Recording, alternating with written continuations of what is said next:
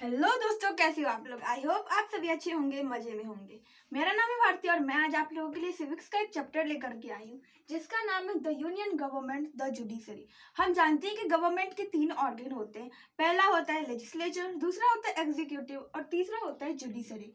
देखिए, law making bodies को हम लोग लेजिस्लेचर बोलते हैं और जो लॉ को फॉलो करवाते हैं वो एग्जीक्यूटिव कहलाते हैं।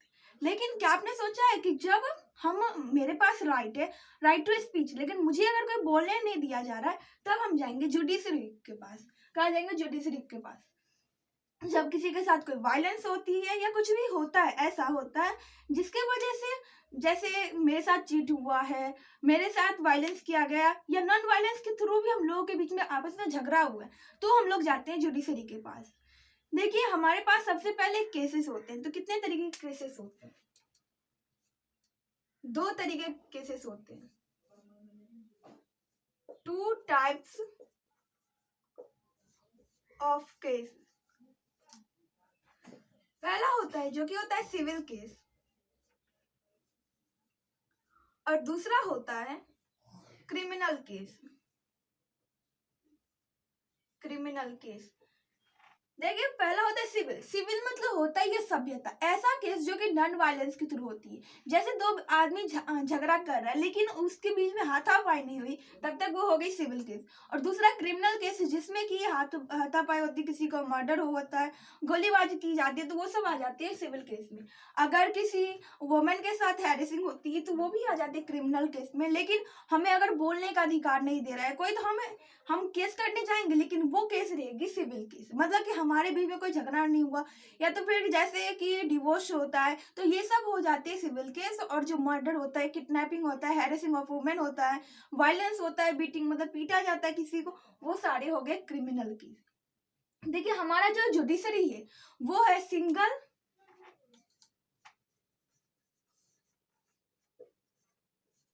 इंटीग्रेटेड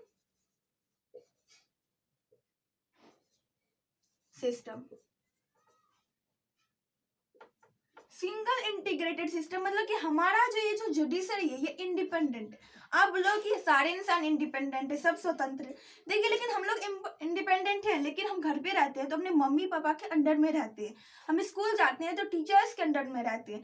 तो हम लोग भी इंडिपेंडेंट हुए, लेकिन पूरी तरीके से। वही हमारा ये जो जुडिशरी होता है ये पूरी तरीके से इंडिपेंडेंट होता है। इंडिपेंडेंट होने का मतलब कि ये कोई भी निर्णय अपने मन से दे सकता है। ऐसा नहीं है कि मैं उसके दबाव में उसके अंदर हूँ कि उसके अगेंस्ट में मैं डिसीजन नहीं दे सकती, ऐसा कुछ नहीं होता। हम किसी के भी अगेंस्ट में कुछ भी डिसीजन दे सकते, यहाँ तक कि प्राइम मिनिस्टर, प्रेसिडेंट के भी अगेंस्ट में डिसीजन दिया जा सकता है जुडिशरी के द्वारा। इसलिए सिंगल इंटीग्रेटेड मतलब देखिए ये स्वतंत्र है, लेकिन कहीं ना कहीं ये एक दूसरे से जुड़े हुए हैं। अब कैसे जुड़े हैं तो ये सब हम आगे पढ़ेंगे। देखिए, अब हमें पढ़ने की ये जो कोर्ट होता है वो कोर्ट कैसे होता है, कितने तरीके के होते हैं। तो देखिए, ये जो हमारा कोर्ट है इसको समझने के लिए कि किसका कितना पावर होता है, उससे ज्यादा किसके पास कितना पावर होता है, इन सब को समझने के लिए हम बस एक छोटा सा स्टोरी समझते हैं पहले। देखिए, मान लीजिए आप स्कूल में हैं, आपको किसी एक लड़के के साथ झगड़ा हो गया और उस लड़के ने आपका क्या किया, आपको वो मारा और आपका जो नाक है उसे तोड़ दिया। मतलब कि आपको बहुत पीटा। फिर आप क्या किया, वो जो सब्जेक्ट टीचर थे आप उसके पास गए और बोले कि सर मुझे ये बच्चा मारा है। सर बोले क्या कि कोई बात नहीं, छोड़ दो, जाने दो, वो तो बदमाश है। आप बोले नहीं, ये मुझे मुझे इंसाफ नहीं मिला, मैं क्लास टीचर के पास जाऊंगा। फिर आप क्या किया, आप क्लास टीचर के पास गए। क्लास टीचर बोले ठीक है, हम नेक्स्ट डे आएंगे तो उसे देख लेंगे। नेक्स्ट डे गए तो सर भी उसे बहुत डांट दिए, लेकिन वो उसे कुछ ऐसा नहीं बोले जिससे आपको इंसाफ मिल सकते। देखो, वो आपको पिटाई किया और उसे डांट से क्या आप चल सकते हैं? नहीं ना। आप बोला कि मैं इसी भी सेटिस्फाई नहीं हूँ, मैं और ऊपर जाऊंगी। उससे क्लास टीचर से ऊपर कौन होता है? तो क्लास टीचर से ऊपर होता है प्रिंसिपल। आप प्रिंसिपल ऑफिस गए कि और बोले कि मैम देखिए, मेरे क्लास में एक लड़का है जिसने मुझे मारा और मेरा नाक तोड़ दिया। मैम बोली ठीक है, उसे बुला करके लाओ। उसे बुलाया गया और फिर उसे कान पकड़ के बस कुछ देर खड़ा कर दिया गया। आप बोले ये क्या हुआ, कान पकड़ के बस खड़ा कर दिया गया, इससे भी मैं सेटिस्फाई नहीं।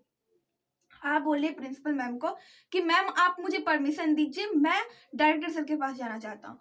तो प्रिंसिपल मैम बोले क्या इसमें कौन सी बात है, डायरेक्टर सर के पास क्यों जाओगे? तो बोले कि मैम वो मेरा नाक तोड़ रहे, आप बस उसे कान पर खड़ा कर रहे हो, मैं तो डायरेक्टर सर के पास जाऊंगा। बोले ठीक है लो परमिशन दे रही हूँ तुम चले जाओ।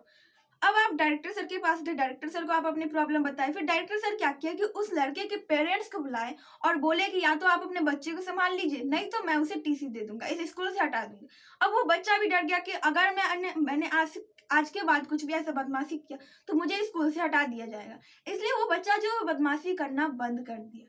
तो क्या उस टाइम में आपको इंसाफ मिली? हाँ मिल गई।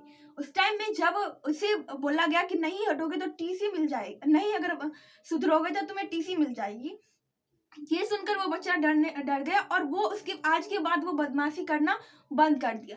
तब आपको लगा कि हाँ अब मुझे इंसाफ मिल चुकी है। तो ऐसे ही होता है हमारा ये जो कोर्ट होता है, ये भी कुछ इसी हमारा जो जुडिशियल सिस्टम होती है, इंडिया की जुडिशियल सिस्टम, वो भी कुछ इसी तरीके से वर्क करती है।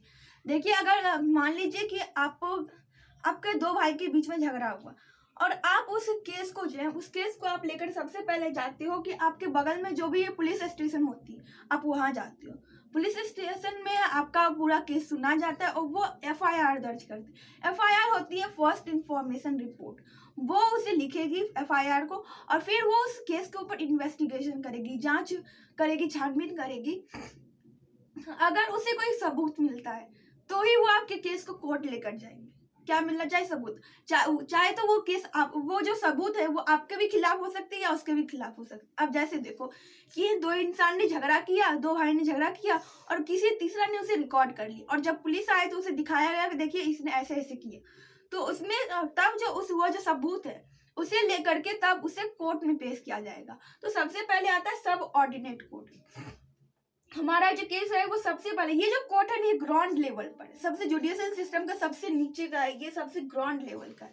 तो यहाँ पर जाकर के केस किया गया तो सब ऑर्डिनेट में वहां पर जो कार्यवाही करनी थी वो हुआ, लेकिन उससे एक भाई को वो बोले कि मैं इसे सेटिस्फाई नहीं हूँ, मैं इसे डिस्ट्रिक्ट कोर्ट में लेकर जाऊंगा। फिर वो जो केस है उसे डिस्ट्रिक्ट कोर्ट भेजा गया, लेकर जाया गया।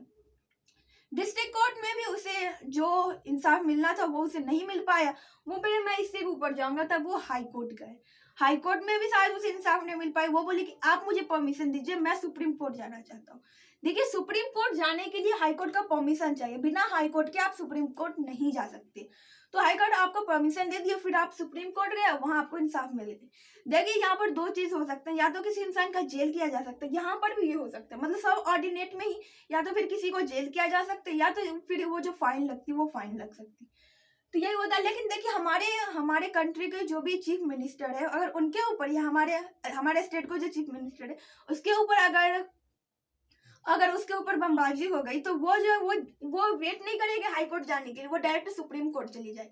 प्राइम मिनिस्टर के साथ कुछ होता है तो वो डायरेक्ट सुप्रीम कोर्ट के पास जाएगा, वो हाई कोर्ट के चक्कर में नहीं रहेगी। देखिए ये जो सुप्रीम कोर्ट होता है, हमने देखने में तो बता दिया कि 2 मिनट 3 मिनट में, लेकिन रियलिटी में यहाँ से यहाँ तक जाने में आप लोगों को कई साल भी लग सकते हैं। कई साल मतलब कि 1-2 साल नहीं, मतलब कि आप समझ लो यंग जब थे, एडल्ट जब थे, तब आपने इस केस को दर्ज किया और यहाँ तक जाते जाते पूरे आप बूढ़े हो चुके हो।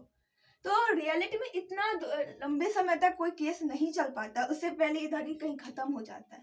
बट यहाँ तक जाने में आपको बहुत ही टाइम लगेगी। और ये जो हमारा सुप्रीम कोर्ट के पास जो जज होते हैं, जिसे हम लोग चीफ जस्टिस बोलते हैं, उसके पास जितना एक प्रेसिडेंट के पास पावर होता है उतना ही पावर एक सुप्रीम कोर्ट के जस्टिस के पास होता है। आई होप ये समझ गए होंगे, मतलब कि प्रेसिडेंट और ये चीफ जस्टिस ये दोनों बराबर है।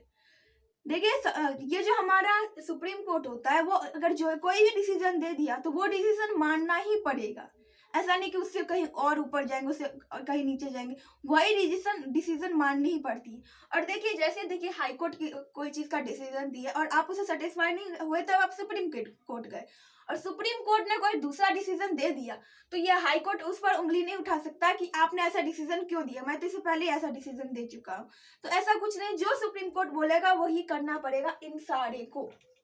ठीक है, आई होप ये समझ में आ गए होंगे। तो मैं इस छोटे से वीडियो के थ्रू आप लोगों को बताना चाहती थी, ये पूरे चैप्टर का रिव्यू दिखाना चाहती कि कैसा है चैप्टर। इस चैप्टर में बस हमें ये जो कोर्ट है इनके ही बस पावर फंक्शन के बारे में पढ़ना है। आई होप कि आपको ये समझ में आ गए होंगे। अगर ये वीडियो आपके लिए यूजफुल रहा तो प्लीज वीडियो कर दीजिएगा लाइक और अपने दोस्तों के पास कीजिएगा share. Bye bye, take care, thanks for watching.